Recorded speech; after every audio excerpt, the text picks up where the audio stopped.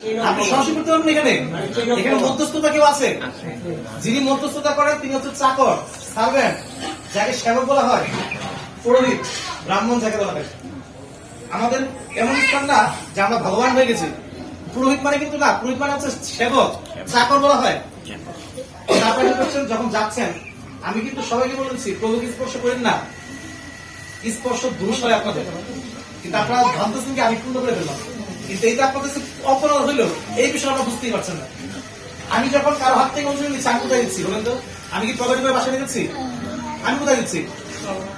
আমি তো পৌঁছে দিলাম ওখানে কিন্তু আপনি কি করেন বলেন তো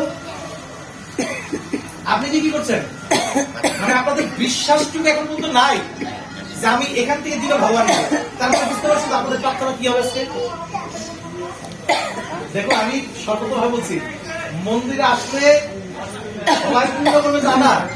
এখানে আসলে আমাকে